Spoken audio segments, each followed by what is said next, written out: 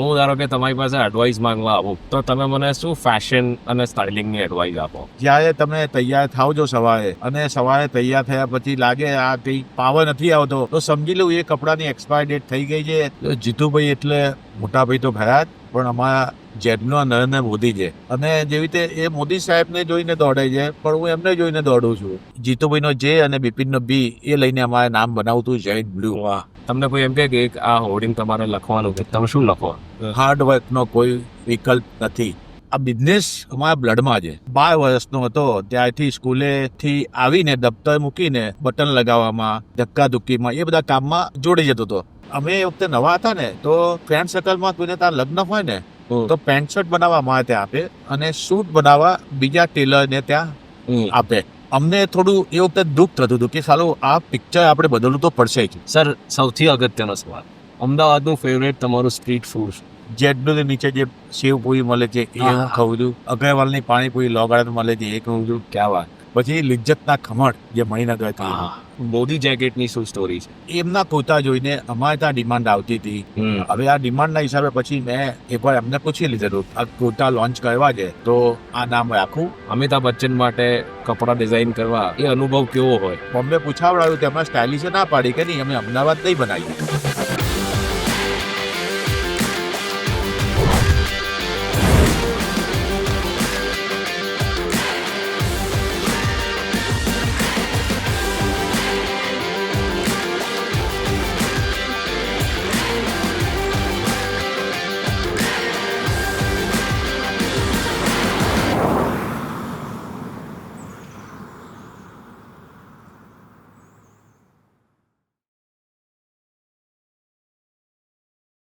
Bipin uncle, welcome to the Drive Within. Thank you. Thank you so much for your time. BMW Gallops auto હોર્સનો આ એક બહુ unique programme છે અને એના માટે તમે ટાઈમ કાઢ્યો તો thank you so much. Before we start sir, તમને આજે કઈ વસ્તુ ડ્રાઈવ કરે છે? મને જેવી રીતે એમ કહેવાય ને કે BMW જે પાવર છે ને એ પાવર હું માયામાં જોઈ રહ્યો છું. રાતે હું ઘેર પહોંચું અને પછી એમ થાય કે સવાર પાછી ક્યારે પડશે અને ક્યારે હું શોરૂમ પર પહોંચું અને મારું કામ સ્ટાર્ટ કરું. કેમ કે મારું કામ ક્રિએશનનું છે, કસ્ટમર બેઝ કામ છે. તેથી ઈચ એન્ડ એવરી કસ્ટમરમાં હું નોર્મલી જેમાં ઇન્વોલ્વ હોઉં તો એને મેં જે કમિટમેન્ટ આપ્યું હોય એ પ્રમાણે ડિલિવરી કરવા માટેનું મારે જે બેકએન્ડનું કામ છે એના કપડામાં જે કહેવાય ને ડિટેલિંગ, સ્ટાઇલિંગ, એને કયો કલર સૂટ, ડિટેલમાં શું સૂટ, કેમ કે મારે ત્યાં આવનાર કસ્ટમર મને જે મળે છે એ પછી ક્યારે મને એની સ્ટાઇલ માટે પૂછતા નથી. એ બધું નક્કી મારે કરવાનું કે એને શું પહેરવું જોઈએ, શું એને સૂટ થશે. હું એના બિઝનેસ પ્રમાણે એની બોડી ફિઝિક્સ પ્રમાણે બેઝિકલી અને એની પર્સનાલિટી પ્રમાણે હું સ્ટાઇલિંગ કરું છું. જેથી એને 100% સંતોષ આપવા માટે મારું કામ જે કરવાનું હોય છે એટલે મારો ટાઈમ દિવસમાં ઘણો જાય છે આમાં.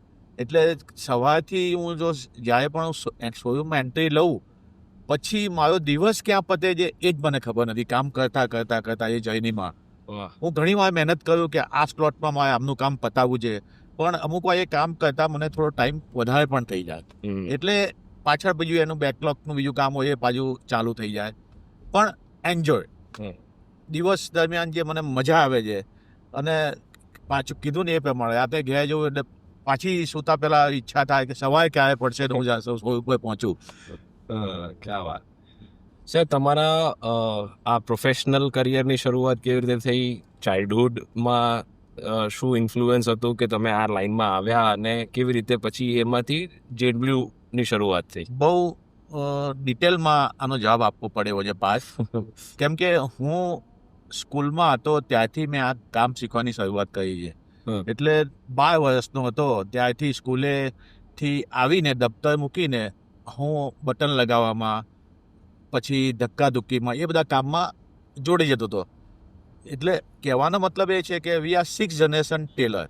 તો આ બિઝનેસ અમારા બ્લડમાં છે અને મારા બંને મોટા બધા ઘરમાં જે વાતાવરણ હતું એ પણ આખું પૂરું આ માટેનું જ હતું. તેથી સમજ આવી ત્યારથી હું આ કામ કરું છું એવું કહેવાય. આજે સમજ એ કામ સ્ટાર્ટ કરે મને આજે 63 યર્સ થયા એટલે 51 વર્ષ થયા એવું કહી શકું ચોક્કસ. આ કામની શરૂઆત કરે મને એમ. તો તમે 12-13 વર્ષે કામ શરૂ કરી દીધેલું? બિલકુલ 12 વર્ષે હું પહેલા કહું છું ને જે વાત કહી કે બટન લગાવવા, પછી ધીમે ધીમે જેમ 2 વર્ષ પછી ગાદનું મશીન ચલાવું, ઇન્ટરલોકનું મશીન ચલાવું, પછી બીજા બધાના અમે રતનપુરમાં અમારી શોપ હતી તો એ બીજા બધાના બીજા ટેલર જે બધા હતા એમના કપડાને ગાજ બટન ઇન્ટરલોક કરી આપવું, એ બધું કામ બી હું કરતો હતો. એટલે 5 વર્ષ તો મેં પર્ટિક્યુલર આ જ કામ કરેલું. અચ્છા. ઇવન રતનપુરમાં અમારું જે હતું ત્યાં મેં પહેલા છે ને સાડીઓના 2.5 મીટરના પીસ આવતા હતા તો એ અમે બૂમો પાડીને મેં સેલ પણ કરેલા છે રસ્તા ઉપર. વાહ. ત્યાં મારા મામાની શોપ હતી મકવાણા બ્રધર્સ, એના એ શોપના એન્ડ ઉપર ઉટલા પર અમે ઢગલો કરીને ઊભા રહેતા હતા અને સેલ કરતા હતા. ક્યાં વાત, ક્યાં વાત. અને બીજી એક આમાં બહુ મોટી વાત એ છે કે અમને આ બધું કામ શીખવાડવામાં અને અમને પગભર કરવામાં મારા નાના અને મામાનો બહુ મોટો હાથ છે. અચ્છા. એમની ખાસ એવી ઈચ્છા હતી કે છોકરાઓ ભણે તો ખરા જ, ભલે હાર્ડવર્ક તો કરે પણ ભણતા જરૂરી છે અને એના હિસાબે અમને બહુ મોટો ફાયદો થયો છે. પછી તો એમાંથી JW ની શરૂઆત કેવી રીતે થઈ? ના પછી તો આખી બહુ લાંબી જર્ની છે. જેટલું અમે ઓપન કર્યું 1995માં, પણ એ પહેલાંની વાત કરું કે સુપ્રીમો નામની શોપ કરી જે વખતે હું કોલેજમાં હતો. જીતુભાઈને હું બંને અહીંયા અમે ટાઉન હોલ પાસે પીકે હાઉસમાં સુપ્રીમો નામની શોપ કરી. મારા સૌથી મોટા ભાઈ દિનેશભાઈ, એમની એવી ઈચ્છા હતી કે 3 ભાઈઓની 3 શોપ હોય એટલે આ સેકન્ડ શોપ સુપ્રીમો નામની કરી. એ વખતે જીતુભાઈ સાથે હું કોલેજથી એમને ત્યાં જોડે જતો હતો તો પછી મને એવું થયું કે નહીં મારે સાથે જ રહેવું છે તો મને મજા આવે છે એમ, ભાઈ અલગ શોપ નથી કરવી એટલે અમે એ વખતથી એ સાથે જ કામ કરીએ છીએ બંને. અને completely custom tailoring? Custom tailoring પહેલાં અમે આ સ્ટાર્ટ કર્યું 81માં, એ 250 ફૂટની શોપ હતી, ફેબ્રિક અને ટેલરિંગ ઓનલી. પછી સમજ હતા આગળ જે કહું છું ને જેમ જેમ સમજ આવતી ગઈ અને સર્કલ મોટું થતું થયું તો એ વખતે અમે રેડીમેડ શર્ટ્સ પણ ચાલુ કર્યા. ધ પિક પોઈન્ટ શર્ટ્સ નામથી ઓનલી શર્ટ્સનું બનાવતા હતા. એનો એક શોરૂમની અમારા જે 250 ફૂટનો શોરૂમ એની ઉપર જ કર્યો 1000 ફૂટનો. ત્યાં ઓનલી શર્ટ્સ બનાવીને મૂકતા હતા અને એક કરીબન 7-8 વર્ષ ઓનલી શર્ટ્સ બનાવીને વેચ્યા. એનો બહુ સારો રિસ્પોન્સ અમદાવાદમાં અમને મળ્યો હતો. એ વખતે જ્યારે અમે સ્ટાર્ટ કર્યા ત્યારે લુઈ ફિલિપ એક જ બ્રાન્ડ હતી રેડીમેડમાં અને લોકોએ રેડીમેડનું એક્સપેક્ટેશન એ જે કહેવાય ને એનો આવકાર નહોતો એટલો, જે ભાઈ બહુ ઓછા પહેરતા હતા, કસ્ટમાઇઝ જ કરતા હતા, પણ છતાં અમને ઘણી સારી સક્સેસ મળી હતી. બધા ટેલર્ડ કપડાં જ પ્રેફર કરતા હતા? યસ, બધા જ પરફેક્શન જે ભાઈ એ લોકોને બધા ફિટેડ કપડાં બધા પહેરતા હતા ભાઈ. એ વખતે સર આ JW ને લઈને કે આ બિઝનેસને લઈને શું ચેલેન્જીસ હતા? જેટલું કહું છું પછી અમે 1995માં CG રોડ પર આવ્યા. રાઈટ. CG રોડ પર જેટલું નામનો સ્ટોર કર્યો. એમાં જે પ્રોસેસ JW જે નામ આપ્યું એનું 1-2 મિનિટ કહીશ તમને કે જીતુભાઈનો J અને બિપિનનો B એ લઈને અમારે નામ બનાવતું JW. એટલે એ 2 અક્ષર આવવા જોઈએ. અચ્છા. તો અમે સુબ્રતો ભૌમિક જે મોદીના ડાયરેક્ટર હતા એ વખતે એમને આપ્યું કે ભાઈ આ પ્રમાણે તેમને 6 મહિના નામ બનાવવા માટે લીધા અને પછી એમણે આ JW, Z ઇઝ આ અડેસ ટોન છે પ્રેસ્ટિજિયસ અને બ્લુ ઇઝ આ મેન્સ કલર, એટલે એ પ્રમાણે અમે ફક્ત મેન્સ ધ ગાર્મેન્ટ જ બનાવતા હતા. તો બસ એ નામનો જે કહેવાય ને એનું એમને આપ્યું ને અમને બહુ જ ગમી ગયું એમ. JWમાં એ વખતે અમે આ શોરૂમ ચાલુ કર્યો 3000 ફૂટનો CG રોડ ઉપર. એમાં ટેલરિંગ તો હતું જ, ફેબ્રિક ટેલરિંગ સાથે અમે રેડીમેડ સ્ટાર્ટ કર્યું, એથનિક વેર અને બીજી બધી બ્રાન્ડ્સ પણ અમે રેડીમેડમાં કેઝ્યુઅલ બ્રાન્ડ્સ પણ ચાલુ કરી. એક મલ્ટી બ્રાન્ડ આઉટલેટ ના ભલે એ વખતે નાનો સ્ટોર હતો પણ એનાથી શરૂઆત કરી અને લોકોનો રિસ્પોન્સ એટલો સારો મળતો ગયો પછી અમે એનાથી એટલે જેડબીન ઉપર જ 4 વર્ષ પછી જે બીજી ઓફિસીસ મળતી ગઈ તો ત્યાં અમે શોરૂમ એક્સપાન્ડ કર્યો અને બીજી નવી બ્રાન્ડ એડ કરી અમે 1981માં અમે સુપ્રીમો નામથી શોપ શરૂ કરી 250 ફૂટની શોપ હતી ને એમાં ઓનલી ફેબ્રિક અને ટેલરિંગ અમે સ્ટાર્ટ કરેલું. એ વખતે જીતુભાઈ ટોટલ કપડું સિલેક્ટ કરાવું, મેઝરમેન્ટ લેવું, કટિંગ કરવું અને ટોટલ પ્રોસેસ જીતુભાઈ સંભાળતા હતા. પછી હું 1 વર્ષમાં એમની સાથે જોઈન થયો અને હું એમની સાથે બધું શીખ્યો હું પણ. અને કહેવાય ને કે ત્યાં આગળ અમારી શોરૂમની આગળ એક પાનનો ગલ્લો હતો, પ્રભુ પાન પાર્લર. તો એ ત્યાં રાતે બધા 9 થી 11 અમદાવાદના થપકલ કોમ્યુનિટી, છીપા કોમ્યુનિટી અને બીજા બિઝનેસમેન બધા પાન ખાવા આવે એટલે અમે શોરૂમ રાતે ખુલ્લો રાખતા હતા.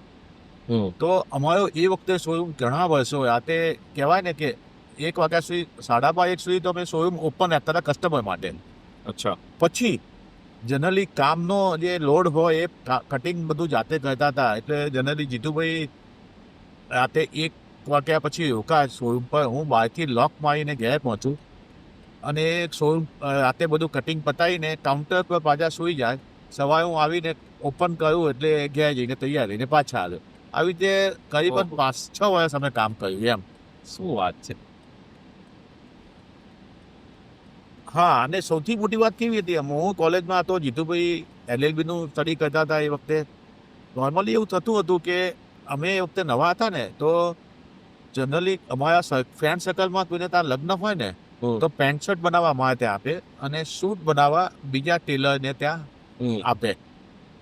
તો અમને થોડું એ વખતે દુઃખ થતું હતું કે સાલું આ પિક્ચર આપણે બદલવું તો પડશે જ કે આમ કેમ. બસ એ મગજમાં કે ભાઈ જે પણ ફિલ્ડમાં છે એમાં આપણે ટોપ પર એવું એ પહેલેથી અમારો ગોલ હતો જ. અને એ પછી એના પછીના 5-6 વર્ષમાં અમે બદલી નાખ્યું ચોક્કસ કે અમે શૂટ એકદમ બેસ્ટ બનાવવા માંડ્યા ત્યાંથી એ પછી. એટલે જે વસ્તુમાં અમને અમારી કમી લાગતી હતી એના પર અમે કસ્ટમર એવું ફીલ કરે નહીં કે ભાઈ અમને ત્યાં મજા નથી આવતી, એ તો અમે થવા દીધું નથી એમ. એમની જે રિક્વાયરમેન્ટ તો એનાથી વધારે સેટિસ્ફેક્શન આપતા હતા અમે. અને મેઇન વાત કે ફિટિંગ ફેબ્રિક તો અમે best of the best selection કરીને અમે આપતા જ હતા, પણ જે સ્ટિચિંગની વાત છે એમાં પરફેક્ટ ફિટિંગની વેરી હેપી કસ્ટમર. અને એના હિસાબે આપણે અમારો ગ્રોથ છે ત્યાંથી સ્ટાર્ટ થયો બધો. સર, આમ સક્સેસ તો બધા સક્સેસ જ જોતા હોય છે, ફેલિયર્સ અને સેટબેક્સ લોકોને દેખાતા નથી હોતા. તો આ જર્નીમાં એવા કોઈ ફેલિયર્સ કે સેટબેક્સ ખરા કે જેણે બહુ શીખવાડ્યું હોય? ફેલિયરમાં તમને કહું, અમારી લાઈનમાં અમને જે નથી વિચારી મળતું ગયું છે. અમારો ગોલ એક જ હતો કે હાર્ડ વર્ક કરવું ને સતત એની પાછળ લાગ્યા રહેવું. એટલે નોર્મલી જે અમે વિચાર્યું ના હોય એના કરતાં પણ અમને એમાં મળતું ગયું છે. અને એવો મોટો ફેલિયર અમારા જીવનમાં નથી આવ્યો. હા, ચેલેન્જીસ કેવી આવે અમારા ડેવલપમેન્ટમાં, જે પ્રોડક્શનની ચેલેન્જીસ આવે પણ એ તો અમે જનરલી કરી લેતા હતા, મેનેજ કરી લેતા હતા.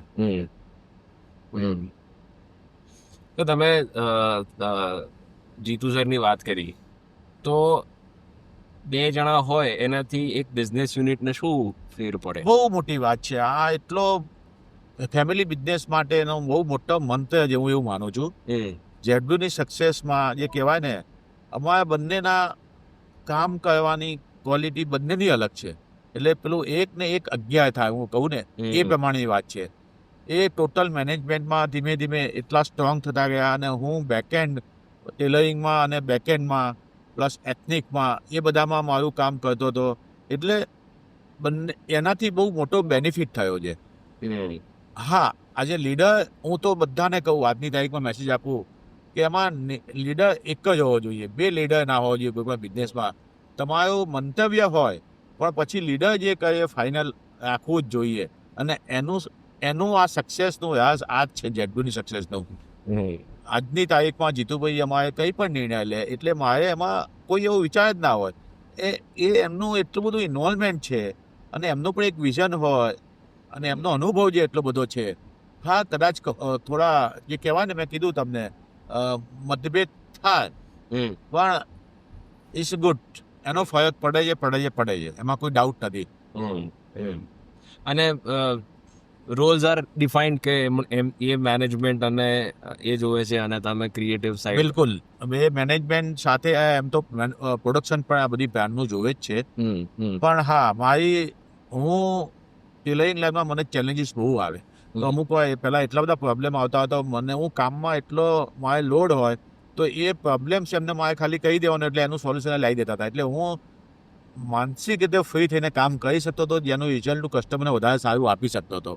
નહીં તો એક તરફ તમારી પાસે જે કહે ને લોડ, આ બધો કામનો લોડ તો હોય ને સાથે બીજા જે કામના નહીં પતવાના ટેન્સ હોય, કંઈક બીજા ઇસ્યુઝ આવ્યા, એ બધું એ એટલું પતાવી નાખે એટલે મારા માટે બહુ કમ્ફર્ટ વાત આવતી હતી એમ. ને એનો બેનિફિટ મારી ક્રિએટિવિટીમાં ઘણો આવ્યો છે એમ. સર અત્યારે હું થોડી ફેશન ઇન્ડસ્ટ્રીની વાત કરીએ કે અત્યારે તમને એવા કયા ટ્રેન્ડ્સ દેખાય છે કે જે તમને એવું લાગે છે કે આ હજી લાંબા ટાઈમ સુધી રહેશે? મને એવું લાગે છે કે bespoke is coming back. Biscuit તો એકદમ બૂમ છે અત્યારે કહું. આમ જોવા જાઓ તો મારા ફાધર જે કામ કરતા હતા એ વખતે આ પ્રમાણેનું હેન્ડમેડ જ કામ કરતા હતા, પણ પછી ધીમે પાછું આપણે અહીંયા એક ટાઈમના અભાવે સ્લો થઈ ગયું. પણ હવે જ્યારે મને પોતાને આ કામનો જે પહેલા શોખ હતો એનાથી ડબલ થઈ ગયો છે. ફ્રેન્કલી જેમ કામ કોઈ મારો શોખ વધતો જાય છે એવું છે. મને આમાં એમ કહેવાય ને, કામ કરવાનો સંતોષ છે, પણ હજી બેસ્ટ કયું એ સતત મને થયા કરે છે બસ. એટલે બિસ્પોકમાં કસ્ટમરને એટલી મજા આવે છે, એના ફિઝિક પ્રમાણે જ્યારે કપડાં બને અને એ પોતે એનાથી એટલો સેટિસ્ફાઈડ થાય, એના આનંદથી અમને આનંદ બહુ થાય છે. મોદી જેકેટની શું સ્ટોરી છે? પણ આમાં મોદી જેકેટ પહેલાં મોદી કુર્તા આવશે એમ કહેવાય. યસ. કેમ કે જ્યારે મોદી સાહેબ CM હતા, હું તો 89થી એમના કપડાં બનાવું છું, પણ CM બન્યા એ વખતે ફેશન કુર્તા વધારે પહેરતા હતા. પછી ધીમે એ સિમ્પલ કલરફુલ કુર્તા પહેરવા માટે બનાવતો ગયો ને પહેરતા ગયા. તો એના માટે એમના કુર્તા જોઈને અમારે ત્યાં ડિમાન્ડ આવતી હતી.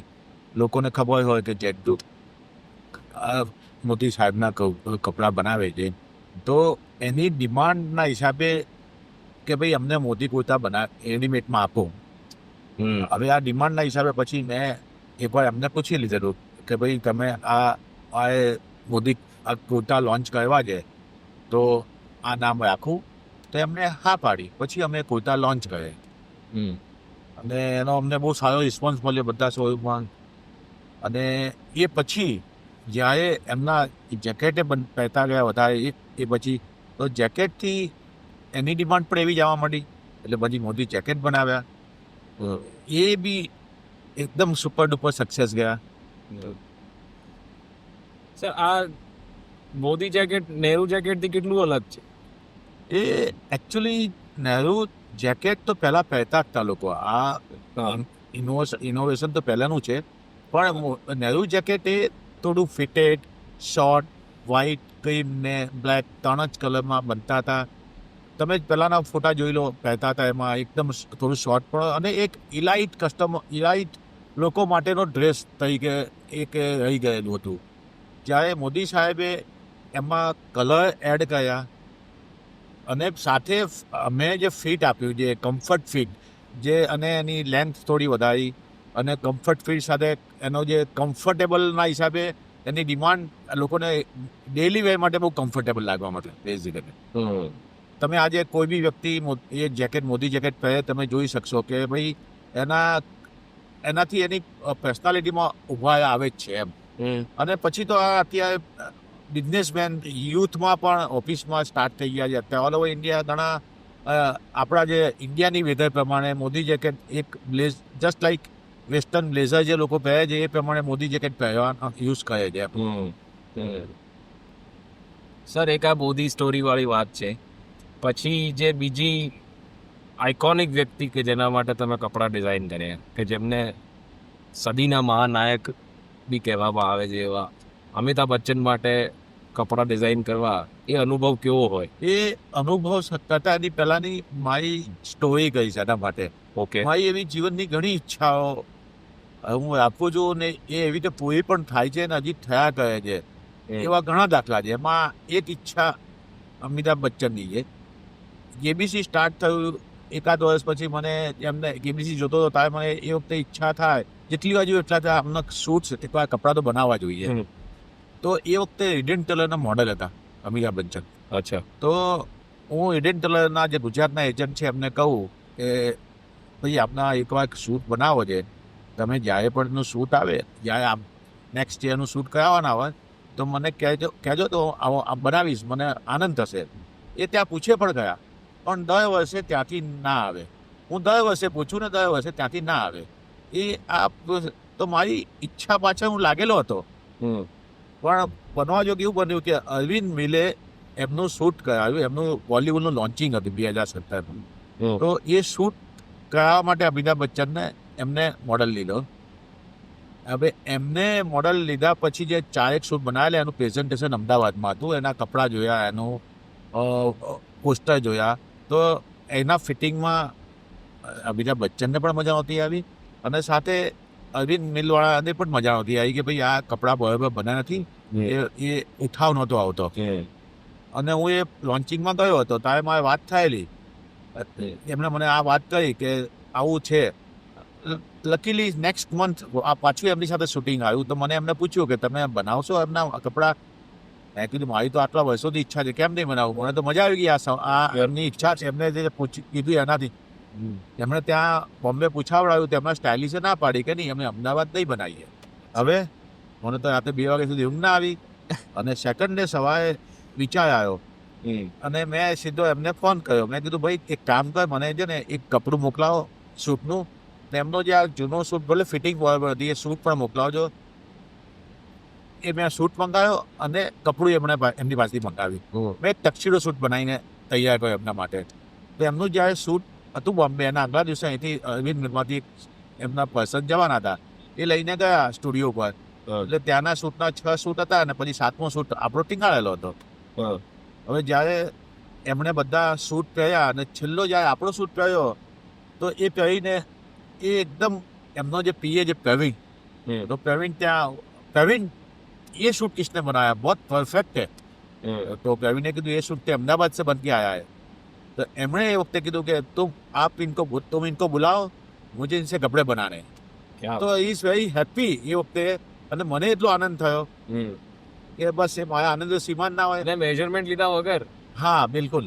કેમ કે તમે તો સેમ્પલનો શૂટ બીજા શૂટ ઉપર એ પ્રોપર નહોતો. એના પછી મેં પરફેક્શન મને એમના બોડીનો મને થોડો કાયમ જોતા હોય એટલે ખ્યાલ હોય કે એમના બોડીમાં શું કઈ ટાઈપનું કઈ ફિટિંગ જોઈશે એમ. ક્યાં વાત હે સર, વાહ. પણ એમનું કેવું છે અટેન્શન ટુ ડિટેલ? અરે બહુ જ ઝીણા છે. એ મુમેન્ટ બેસીને કોટ પહેરે એટલે એ એમની કમ્ફર્ટનેસ જોવે. સાથે બોડી વ્હાઇટ તો છે જ ફૂલ, એ તો ત્યારે તેમને શેપ બી દેખાવો જોઈએ. એટલે બહુ ઝીણું ડિટેલ છે, બહુ જ. એમના કપડાં બધા નહોતા બનાવી શકતા નથી એકચ્યુઅલી. મારા માટે મારા જીવનની આ મોટી સક્સેસ છે. પણ હું પોતે સાથે એમ પણ માનું છું મારા માટે દરેક કસ્ટમર અમિતાભ બચ્ચન છે. ક્યાં વાત. દરેક કસ્ટમર એટલે એને હેપી કરવાના એમ.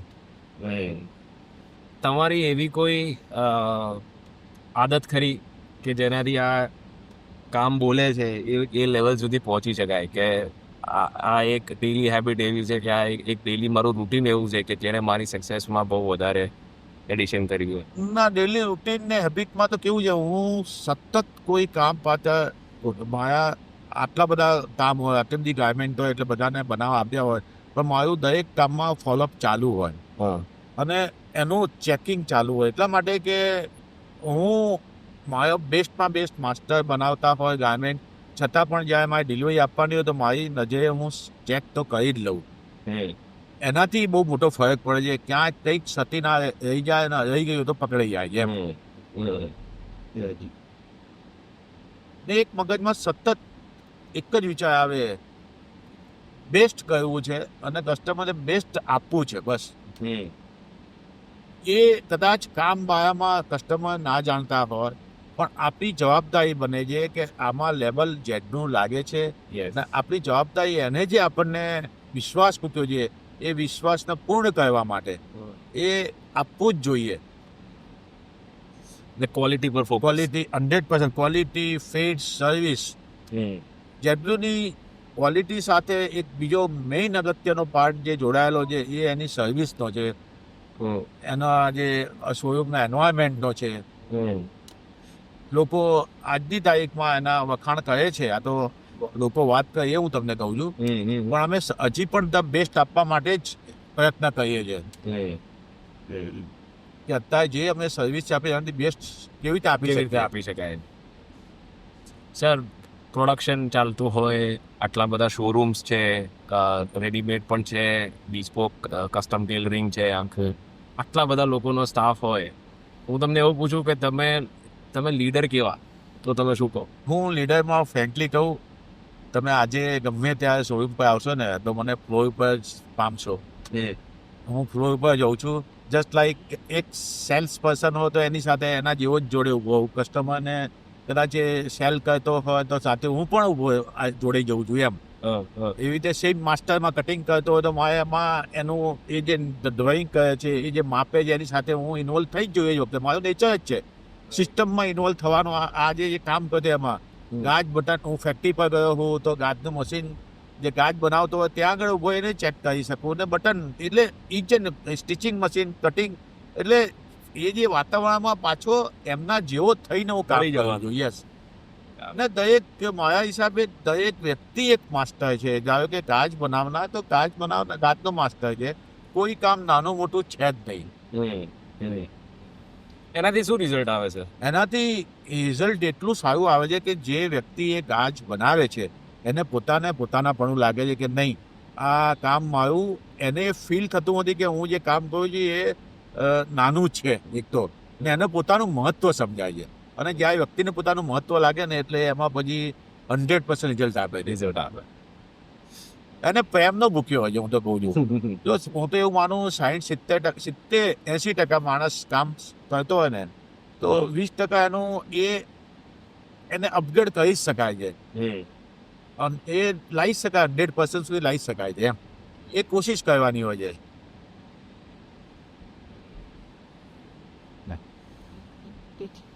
સર, હું ધારો કે તમારી પાસે એડવાઇસ માંગવા આવું તો તમે મને શું ફેશન અને સ્ટાઇલિંગની એડવાઇસ આપો to all the young boys and men out there? શું એડવાઇસ? એના માટે એટલું ચોક્કસ કહી કે શરૂઆત એને પોતાનાથી કરવી જોઈએ. સૌથી પહેલા એ પોતાને પ્રેમ કરતો સ્ટાર્ટ થવો જોઈએ. આ વાત સવારે એ જે બી ધારો કે એ થોડી ક્લીન શેવ વગર તો એને જે બી એની રૂટીન હોય એ કમ્પલસરી પતાવીને જ બહાર નીકળવું જોઈએ. સાથે કપડાની વાત આવે છે તો કપડામાં કપડાં એસા કહે છે ને, અમારું સ્લોગન છે વોટ યુ વેર મેટર. તમે શું પહેરો છો એના બહુ મહત્વ રાખે છે. તમે આજે કોઈને પણ મળો છો તો તમે પહેલી પર્સનાલિટીમાં ફર્સ્ટ ટાઈમમાં એને એ વાત કર્યા વગર તમે ઇમ્પ્રેસ એવી રીતે જ કહી શકો છો. કપડાં તમારા વેલ ડ્રેસ હોય તો ફરક પડે છે. યસ. તમારી પાસે ગમે તેવી ગાડી હશે પણ તમે જ્યાં પણ જાઓ છો ત્યાં તમે તમારા કપડાને લઈને જ જાઓ છો બેઝિકલી. 100%. તો કપડાં બહુ અગત્યનો પાર્ટ છે. ભલે તમે એ સિમ્પલ પહેરો, એ તમારા બિઝનેસને અનુરૂપ થોડા કહેવા જોઈએ એવું મારું ખાસ સૂચન છે એમ. અને સર, વોર્ડરોબમાં શું હોવું જોઈએ? એઝ અ મેન મારા વોર્ડરોબમાં મસ્ટ હેવ શું હોય? મિનિમમ હું એવું માનું 3 મોદી જેકેટ હોવી જોઈએ. ઓકે. 2 બ્લેઝર હોવા જ જોઈએ. પછી તમારી કમ્ફર્ટેબલ હો તો 4 હોવા જોઈએ બ્લેઝર. શૂટ્સ 2 મિનિમમ હોવા જોઈએ. અને શર્ટ્સમાં જે કહેવાય ને બ્લેક ને બ્લુ શર્ટ તો હોય જ, બાકી વ્હાઇટ શર્ટ, સ્ટાર શર્ટ ને ક્રીમ શર્ટ, આ બેઝિક 5 શર્ટ ને બીજા થોડા ઇવનિંગ વેર શર્ટ તો એડ કરવા જોઈએ. એટલે અમુક કોમ્બિનેશન કહેવાય, તમે આટલા કોમ્બિનેશનમાં તમે બધું મિક્સ એન્ડ મેચ કરીને તમે તમારા 10 ડ્રેસો ને તમે 30 ડ્રેસ બતાવી શકો. Yes, that is true. અને કલરની ચોઈસમાં તો કેવું છે, તમારી બિઝનેસ છે, તમારે પોતે એટલા એક્ટિવ હોવ છો એટલે અમુક તમને જે સૂટ થાય છે, હું એમ નહીં કહું કે આ જ કલર પહેરવો જોઈએ. એની જે બિઝનેસમાં ચાલતા કલર સ્ટાન્ડર્ડ તો હોય છે, બ્લુ, બે, વાઇન, બ્લેક, પણ એ સિવાય તમે નવી ફ્લેવર એડ કરી શકો છો જે તમને મજા આવે એમ. અને કરવી જોઈએ. બિલકુલ, હું એમાં સમજ છું.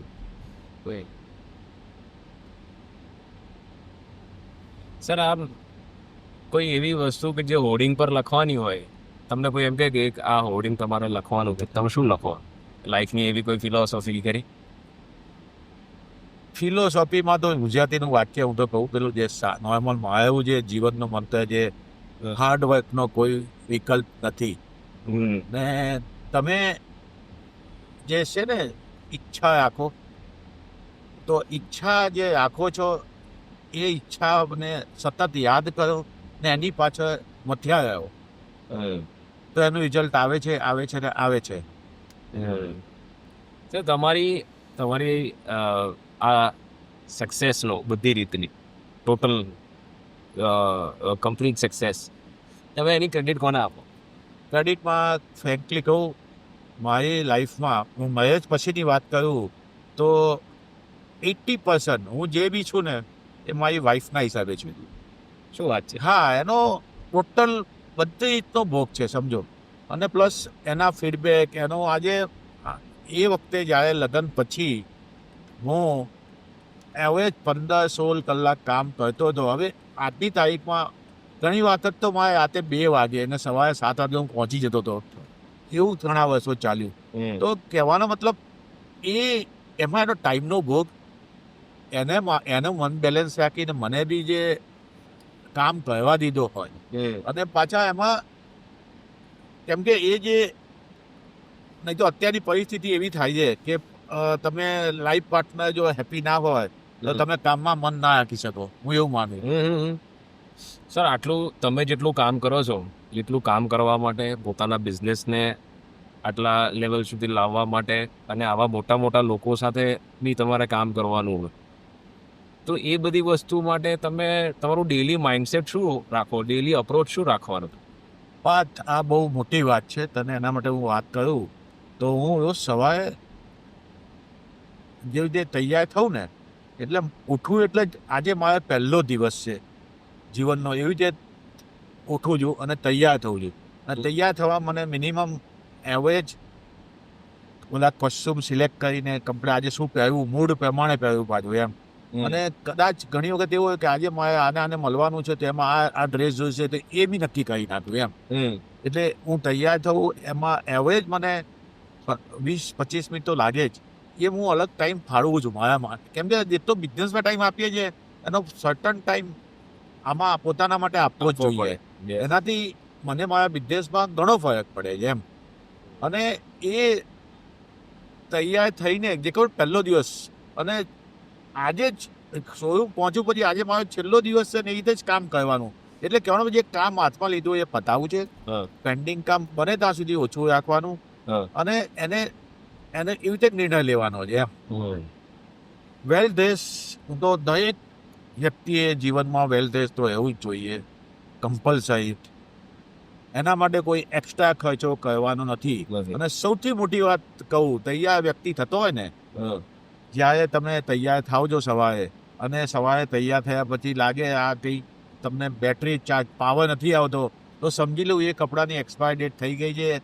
કેમ કે કપડામાં એક્સપાયર ડેટ લખેલી હોતી નથી, પણ જે કપડાં પહેરવાથી તમને પાવર ના આવે એ એક પાર્ટ છે તમારી પાવરનો એમ. એવું માનું છું. અને જો નથી આવી રહ્યો તો બદલવાનો ટાઈમ આવી ગયો. આવી ગયો છે. ક્યાં વાત. મને એમ કહો સર, આ સ્ટાઇલિંગમાં ને એમાં લેયરિંગ કરવું કેમ ઇમ્પોર્ટન્ટ છે? કઈ ટાઈપનું તમે આજે 2 લેયર 3 લેયર હોવા જોઈએ? આજે અત્યારની વાત કરું, આ જ વસ્તુ તમે પહેર્યો છે, શર્ટ સાથે અંદર ટી શર્ટ એડ કરી, આ દિવસે લેયર થયું. હવે એનું જે પ્લે થાય છે, તમે પહેરો મુવમેન્ટ, એકચ્યુઅલી ગાર્મેન્ટની જે તમારી બોડી સાથે જે એ ફીલ આવે છે, એટલે એક લાઇવનેસ આવે છે, મારું ઓબ્ઝર્વેશન એ કહેજો. અને એનાથી આખો તમારી પર્સનાલિટીમાં ઉભા આવે છે. આ આપણો ટેસ્ટ મને બી પહેરેલું છે, થોડો કેઝ્યુઅલ ટેસ્ટ છે, સમજો. પાર્ટી વેર, કેઝ્યુઅલ, ફોર્મલમાં લેયરિંગમાં આપણે થોડા સ્ટેટ કપડાં પહેરે જેવી રીતે બ્લેઝર છે, યસ મોદી જેકેટ છે, લેરિંગ થયું, યસ એનાથી મોય પાવર.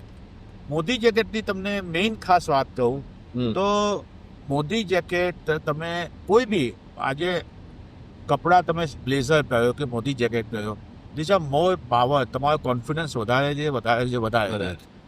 અને જે કહેવાય ને જેનું બોડી થોડું સ્લાઇટ પેટ વધારે છે, બેલી જે કહેવાય બેલીનો ભાગ, એ જે મોદી જેકેટ પહેરે છે તેમાં એનું 50% એ બેલી ઓછું દેખાય છે. અને એને કોન્ફિડન્સ જે કહેવાય ને ડેલી ઓછું દેખાવાથી એ થોડો એમ કહેવાય ફિઝિક્સ એનું વધારે સ્માર્ટનેસ લાગે છે એમ. લેયરિંગ થી એ બહુ બહુ મોટો ફરક પડી જાય. સર તમારી ગાડીમાં એવી કોઈ વસ્તુ ખરી કે જે તમને હંમેશા મળે હોય ને હોય જ ગાડીમાં? હોય જ. બ્લેઝર કે જેકેટ કમ્પલસરી હોય, એવું કે હું બહાર નીકળો જ ના આવું, કમ્પલસરી. યસ, કેમ કે એક મારે જોઈએ જ, ગમે ત્યારે ગમે તે વસ્તુ એની તો જોયું પડે જ છે, પડે જ. તો એ એડવાઇસ તમે બધાને પણ આપશો કે ભાઈ? હા, હું તો આખું જ છું. ઘણાને કહું તમે ઓફિસે જાઓ છો, કદાચ તમે કહો આ ગરમીમાં ક્યાં પહેરું, પણ તમે એવું ના વિચારો, ગમે તે વ્યક્તિ ગમે ત્યારે તમને કોઈ બી બિઝનેસ મળવા આવી જાય, તમને એકદમ ખ્યાલ આવે સાંજે ઓફિસથી ક્યાંક બહાર જવું છે તો તમે પેન્ટ શર્ટમાં ના જાઓ. આની સાથે એક બધાને એક અગત્યની હું એક સૂચન તો આપીશ કે તમે કોઈ પણ પાર્ટીમાં 25-50 કે તેથી વધારેની પાર્ટીમાં જાઓ છો તો કમ્પલસરી એક લેયર એક્સ્ટ્રા તમારે પહેરવું જ જોઈએ. કાં મોદી જેકેટ, કાં બ્લેઝર, કાં સેકેટ કે ક્યાં લૂઝ શર્ટ, એક એક્સ્ટ્રા ટી શર્ટ ઉપર, કેમ કે એ એકદમ સિમ્પલમાં તમે ના જાઓ. એ માહોલ એની મજા અલગ છે. તમે જો એ સ્ટાર્ટ કરશો તમને પોતાને ખ્યાલ આવશે નહીં આ તો મજા આવે છે એમ. કે હું અગત્યની વાત તો એ કહીશ કે આ બધી વાતોમાં એ વાત રહી ગઈ કે તમે પોતે તમારી કંપની જે પણ છે, તમે આ તો કોઈ કંપનીમાં કામ કરો છો કે તમારી પોતાની કંપની છે, તો એ તો બ્રાન્ડ છે જ, પણ સાથે તમે પોતે પણ મોટી બ્રાન્ડ છો, એટલે તમે તમારી જાતને એવી રીતે જ પ્રેઝન્ટ કરો અને જીવનનો આનંદ લો, તેવું માનું. ચોક્કસ એક પડ આપણને ખબર નથી પછી ક્યારે આપણને આ મનુષ્ય જન્મ મળશે, તો જો આ મનુષ્ય જન્મ જે આપણને લાભ અવતાર લીધો છે તો એનો એક મિનિટનો ઉપયોગ કરીએ એમ કરવો. સર તમારા ઘરમાં who is a better driver? અત્યારે હું જ છું બેટર ડ્રાઈવર. જે રીતે સિદ્ધેશ ચલાવે છે એ મને થોડું બેલેન્સ ગાડી ચલાવું છું અને સિદ્ધેશને સ્પીડ ગમે છે, એટલે એની રીતે એનો બેસ્ટ ડ્રાઈવર છે. બાકી આમ મને જે કહેવાય ને એકદમ બેલેન્સ ગાડી ચલાવવામાં મને ગમે છે અને હું મારી જાતને બેસ્ટ ડ્રાઈવમાં માનું છું એમ. તો સર એવો કોઈ રૂટ, એવી કોઈ જગ્યા ખરી કે જ્યાં જવું છે રોડ ટ્રીપમાં? અરે મારી બહુ ઈચ્છા છે, ઘણા વખતથી એ રહી ગઈ છે. BMW લઈને જવા 100% કે BM લઈને દિલ્હીથી લેહ લડાખ જવાની ઈચ્છા છે એમ. અચ્છા, મજા આવે ખરેખર. કોઈ સ્પેસિફિક કારણ કે જગ્યા બહુ ગમે? નહીં, જગ્યા નહીં, એને નોર્મલી એની સીન સિનરી. મારો સન ગયેલો છે મોટરસાઇકલ, સિદ્ધેશ મોટરસાઇકલ પર ગયેલો છે, એટલે એની વાત તો કરેલી એને કે જે સીન સિનરી તમને જોવા મળે એમાં અદ્ભુત મજા છે એમ, અદ્ભુત. મને એમ કહો સર કે તમારામાં આ ડ્રાઈવ પર હોવ તો એવું કોઈ સ્પેસિફિક પ્લેલિસ્ટ ખરું જે ડ્રાઈવ પર સાંભળતા હો તમે? મને આદિત્ય ગઢવીને ખાસ સાંભળું. એનો જે કોઈ પણ ગીતની શરૂઆત હોય છે, જે લેખો હોય છે, જે ભાવથી જે ગાય છે, બધા કલાકાર એવી રીતે જ ગાતા હોય છે, પણ એ મને છેક અંદર સુધી અપીલ કરે છે. તો બેમાંથી કયું ગમે છે, નાગર નંદજીના લાલ કે ગોતીલો?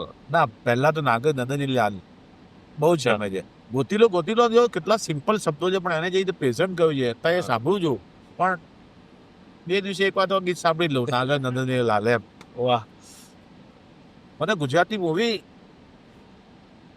આ જે બેબી નેશનલ એવોર્ડ જીત્યું પેલા પાંચ, મને છે ને ગુજરાતી મૂવી નેશનલ જે એવોર્ડ જીત્યું ને હેલાયો, એ મેં અત્યાર સુધીમાં કઈ પણ 12 થી 13 વાર જોઈ હશે. હા, મને એટલી મજા આવે છે એમાં. જે એને જે ડાયરેક્શન કરેલું છે ને જે કથા છે ને જે કહે કે આનંદ થઈ જાય એમ. ક્યાં વાત કરો. રિલેક્સ થઈ જાય એકચ્યુઅલી. હા સર, સૌથી અગત્યનો સવાલ, બીજા બધા સવાલોથી સૌથી અગત્યનો સવાલ, અમદાવાદનું ફેવરેટ તમારું સ્ટ્રીટ ફૂડ? સ્ટ્રીટ ફૂડમાં ખાવું જો સૌથી ફ્રેન્કલી કહું, હું ઘણી બધી જગ્યાની એક એક આઈટમ છે આમાં. હા. એ કોઈ એક જગ્યાથી જેટલું નીચે જે સેવપુરી મળે છે એ હા. હું ખાઉં છું. પછી અગ્રવાલની પાણીપુરી લોગાળા મળે છે એ ખાઉં છું. ક્યાં વાત, આ તો ઘરે લઈ જવાની. હા બિલકુલ. પછી લિજ્જતના ખમણ જે મણિનગર છે હા. એની મજા આવે છે. ચોથી આવે છે મારે હું જે આના લક્ષ્મીના ગાંઠિયા, સૌરાષ્ટ્રના ફાફડા. એટલે આ મજા જ આવે છે એમ લાગે કે અત્યારે હું બહુ જ હેલ્થ કોન્શિયસ છું, કંટ્રોલ પર પણ બે ત્રણ તો ખાઈ જવું એટલે એવું નથી પછી એ તોડી નાખું ટાઈટ ભૂલી જવું. ક્યાં વાત છે. BMW ની ટેગલાઇન છે શિયર ડ્રાઇવિંગ પ્લેઝર. એવી કોઈ બીજી એક્ટિવિટી છે કે જે તમને લાઈફમાં આ પ્લેઝર આપે? What is the alternative in work and life? લાઈફમાં અત્યારે તો મને સ્પોર્ટ્સ જે પ્લેઝર આપે છે એમાં શું? એમાં એવું છે કે આજની તારીખમાં મારા 3 દિવસ મારી લાઈફ એકદમ હાર્ડ થઈ ગઈ છે હવેની લાઈફ. હા. 3 દિવસ હું ગોલ્ફમાં જાઉં છું, એમાં 7-6 વાગે હું પહોંચી ગયો હોઉં. એના માટે મારે 4:30 ઉઠવું પડે. હા. બસ એ એક નિયમ હું જવા દેતો નથી. અને ગોલ્ફથી મને એટલો બધો ફાયદો થયો છે હા. કે હું એ રમત રમું છું તો દરેક એક જ જગ્યાથી બોલ હું જ્યાં શોટ મારું એ જગ્યા જાય જ નહીં. દર વખતે અલગ અલગ જગ્યાએ જાય તો એ જ વસ્તુ મને સેમ એની કોશિશ કરું છું કેમ ના થાય. બસ આ કેમ ના થાયનો એ સવાલ મારા મગજમાં બિઝનેસમાં પણ આવે અને એ જ વસ્તુ મારે ત્યાં કામમાં લાગે છે કે કેમ ના થાય, આ કામ તો કરવું જ છે. કરવું જ છે. હા, એટલે અહીંયા ગોલ્ફ અને બિઝનેસ બહુ એના વિશે બહુ ફરક પડ્યો છે એમ. હું ચોક્કસ કહું છું કે મારી સેકન્ડ ઇનિંગ સ્ટાર્ટ છે એક્ઝેક્ટ. દિવસના મિનિમમ એવરેજ હું 5 વાગે ઉઠું ને રાતે 10:30 થાય જ છે. આટલા કલાકો નોનસ્ટોપ મારે બધી એક્ટિવિટી અલગ અલગ. પહેલાં હું પહોંચતો તો 8 વાગે બી શોરૂમ પહોંચતો હતો, 9 વાગે પહોંચતો હતો, પણ એ વખતે મારી પાસે કોઈ સ્પોર્ટ્સ નહોતી. હવે આ સ્પોર્ટ્સ છે એટલે હવે હું 10:30 શોરૂમ પહોંચી છું. પણ 10:30 થી લેટ થાય ને તો મને અજંપો થઈ જાય, લેટ કેમ થયું, ના થવું જોઈએ એમ મને. એમાં ફૂલ ડિસિપ્લિન. હા, ફૂલ ડિસિપ્લિન. ફૂલ ડિસિપ્લિન. સર, આ ડ્રાઈવનો એક્સપિરિયન્સ અને આ કોન્વર્ઝેશનનો એક્સપિરિયન્સ કેવો રહ્યો? વાત ખરેખર ખૂબ જ મજા આવી. આ BMW તારી સાથે તો મજા આવી, સાથે બિલમુડ રાઇડની મજા આવી.